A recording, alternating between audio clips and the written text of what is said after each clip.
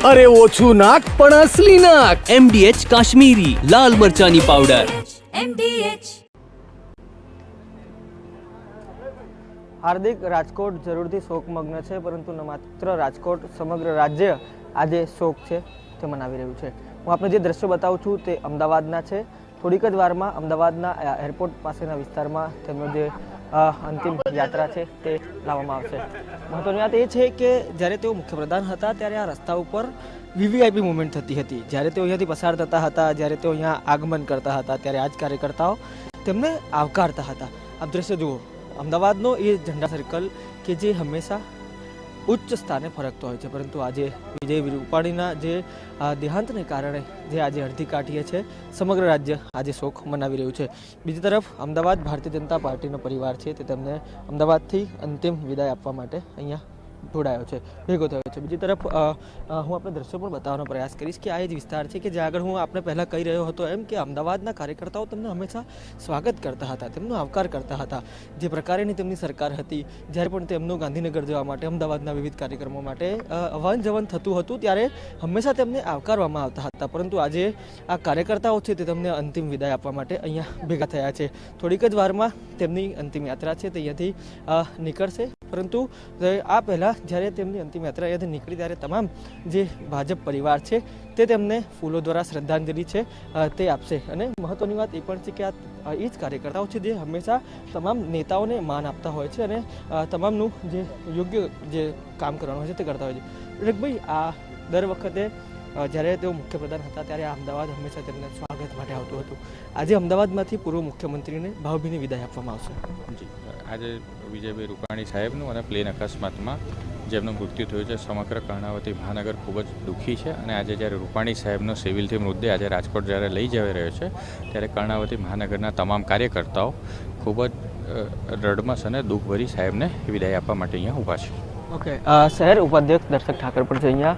દર્શકભાઈ, દર વખતે જે વિદાય આપવામાં આવતી હોય છે અને આજે અંતિમ વિદાય અહીંયા છે, એવી કેવા સ્મરણો છે? કેમ કે અનેક વખત તેમના અહીંયા કાર્યક્રમો પણ રહ્યા છે, એવી કઈ યાદો વિજયભાઈ સાથે આપની જોડાયેલી? અકસ્માતે અનેક પરિવારોના સ્વજનો ગુમાયા, એમ અમારા ભારતીય જનતા પાર્ટી પરિવારના અમારા મોભી અને અમારા આગેવાન એવા રાજ્યના પૂર્વ મુખ્યમંત્રી આદરણીય વિજયભાઈ રૂપાણીનું પણ અવસાન થયું છે।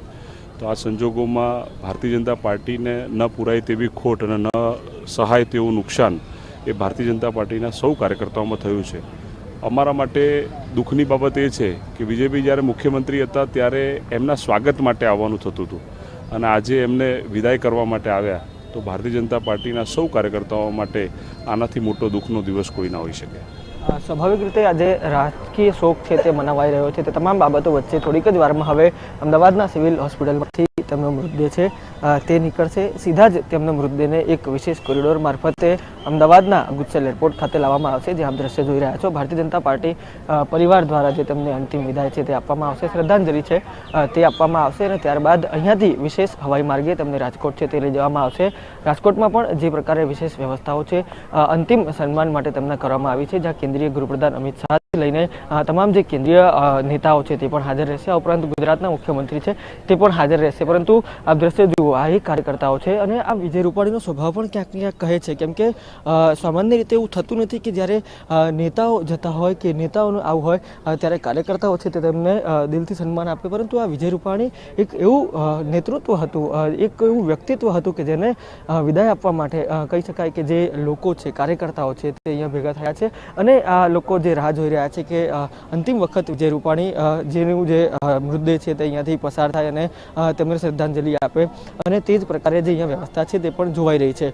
એક બીજો દ્રશ્ય અહીંયા એ પણ અમે જોઈ રહ્યા છીએ કે આ જે પોલીસ કર્મીઓ છે, આ પોલીસ કર્મીઓ સ્વાભાવિક રીતે તેમના VIP બંદોબસ્તમાં ખડે પગે ઊભા રહેતા હતા અને તેમને વિદાય છે તે આપતા હતા, પરંતુ આજે આ જ તમામ સુરક્ષા કર્મીઓ પણ તેમને અહીંયાથી અંતિમ વિદાય આપવા માટે અહીંયા સુરક્ષા છે તે આપી રહ્યા છે। અને આ તમામ બાબતોની જે અત્યારે કામગીરી છે તે તૈયારીઓ છે તે અહીંયાથી થઈ રહી છે।